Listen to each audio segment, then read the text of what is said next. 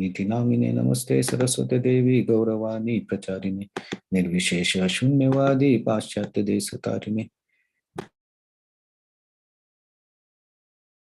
Shri Advaita Gadadhar Shri Vasadi Gaur Bhakta Vrinda Hare Krishna Krishna Krishna Hare Hare Hare Ram Ram Ram Hare Hare Mukham Karoti Vachalam Pangum Nangaite Girim Yat Kupatam Ham Vande Shri Govindim Hare Krishna. So we'll see today verse number 19. Krishna till now explained about the mentality, thought process and activities and how they act with what intentions of the people with demonic nature. So in the next 2-3 verses, Krishna will explain what is the destination of such people who have demonic mentalities. So how is their next birth, how they will spend the next life. So it starts, let's see this verse. Tan aham dvishata kruran. Tan aham dvishata kruran. Samsareshu naradhaman. Samsareshu naradhaman. Kshipamya jasram ashubhan. Kshipamya asastram asubhan. Asurish veva yonishu. Asuris eva yonishu. Tan aham dvisataha krunaran. Samsaresu naradhaman. Kshipami ajasram asubhan. Asurishu eva yonisu.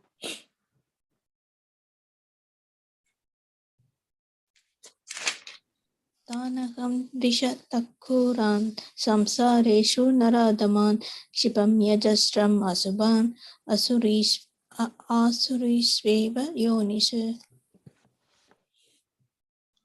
Tanaham dvishtaha kruran samsareshu naradhaman Shipami ajashram ashubhan asurishva eva yonishu.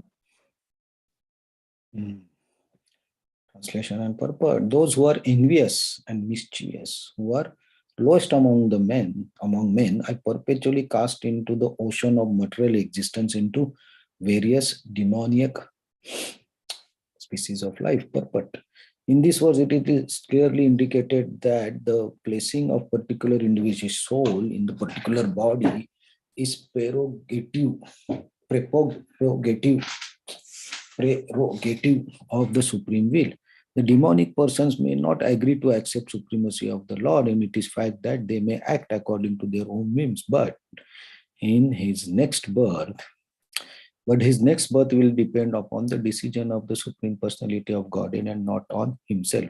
In the Srimad Bhagavatam 3rd canto, it is stated that an individual soul, after his death, is put into the womb of mother, where he gets particular type of body under the supervision of superior power. Therefore, in the material existence, we find so many species of life, animal, insect, man, and so on.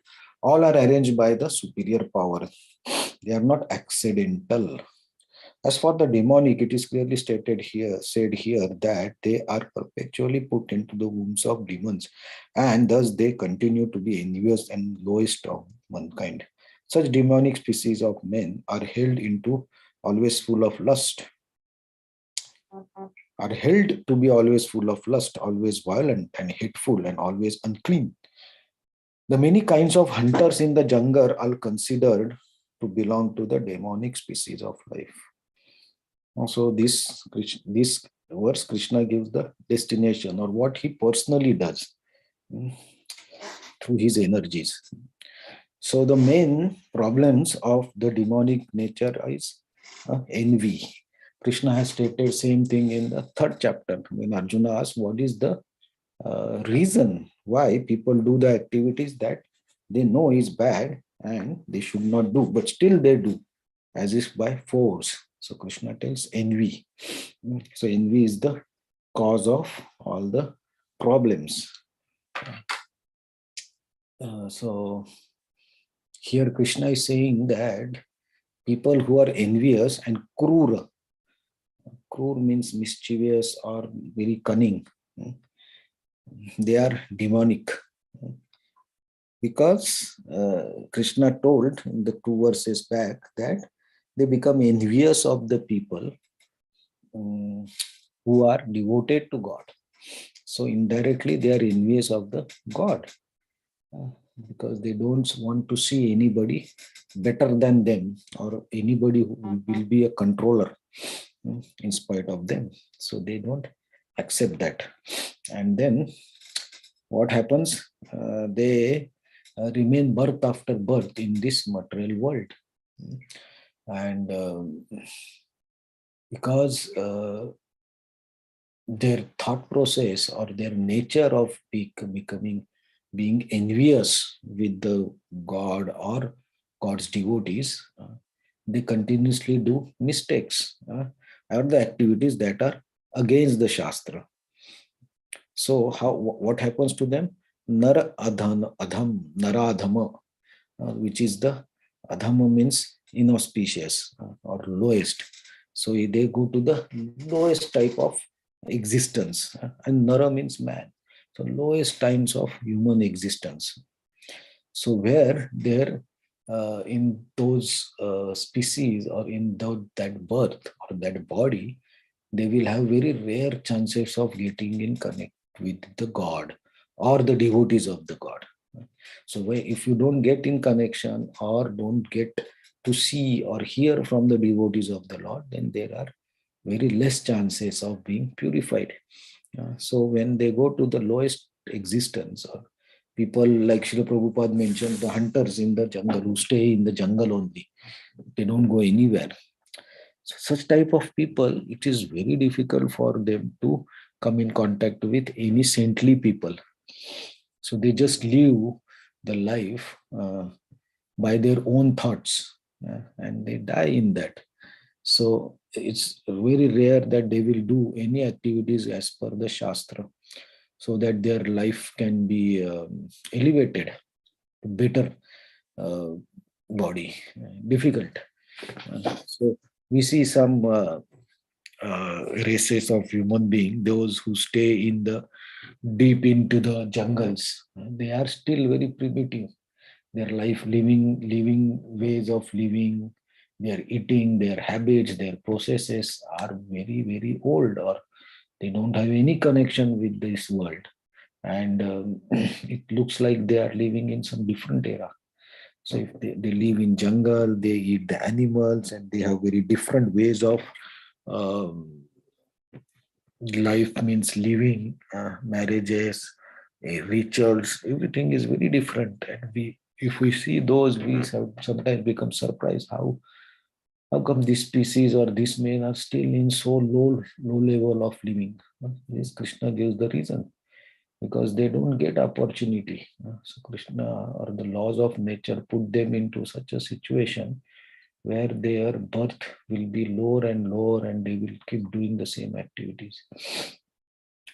But at the same time, demons like those who were the demons of Vrindavan who attacked Krishna, or Kamsa himself, or Hiranyakashipu himself, because they remembered the Lord continuously, Krishna delivered them. Kamsa or Hiranyakashipu, of course, Hiranyakashipu on the request of Prahlad Maharaj, but he delivered by his mercy. But those demons, even Ravan also, those demons were the very powerful demons, and they had done the austerities for 10,000 years, and then they got the different benedictions and they became powerful. So though their mentality, their nature was demonic, but still they followed their gurus, say for Shukracharya. That's why they become powerful. But if a person who has very low birth, not connection with any guru or anything like that, it's very difficult to get higher knowledge. And Krishna uses the word ashubham, which is not auspicious. And ajashram, that means eternally, or that means for a long period of time. So such people will suffer for long period of time. So temporary, like these people who are proud and who have ahankar and money, or money means some, there may be good people who have so much money, but people who, because of the power of money, who think themselves the controller or superior or the topmost, or they ask worship, that temporary it may look like they are enjoying or they are having good time, but ultimately Krishna tells that their destination is very difficult in the next life. Now they are enjoying because of the good past karma, but if they do wrong karma or bad karma in this life, they are going to suffer either in this life or in the next life. And that Krishna will make sure by his energies, by the laws of material nature, that will be made sure. So we should not think that sometimes people say like, oh, he's doing so many wrong things, but he looks very happy. He has wife, he has good money, he has house, he has car, he's enjoying his life. But we have to remember that they are enjoying after doing wrong activities. They are enjoying because of the past karma. But with this birth's karma, wrong karma, they are going to suffer. Krishna tells that they will have a inauspicious birth. Inauspicious birth means from the birth only there will be a huge struggle, or if you are proud or you have so much ahankar or you are very cunning, krura. Krishna uses the word krura, mischievous, means very to say cunning and revenge taking person, or political person who only thinks of our own profit. And then temporary you may be happy, but your next life is going to be hard. And sadhus or Vaishnavas, they always ask birth so that they can continue their devotional service. But this birth is exactly opposite to that. In the lowest among the mankind, it's difficult life. Krishna will explain more details about this and what is the way to get out of this. So we'll see that tomorrow. Hare Krishna. Okay, any comments?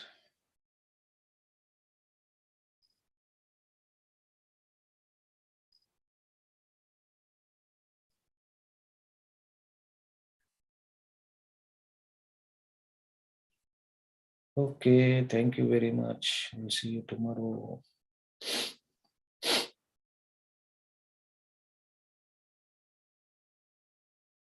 Thank you so much, Hare Krishna. Hare Krishna.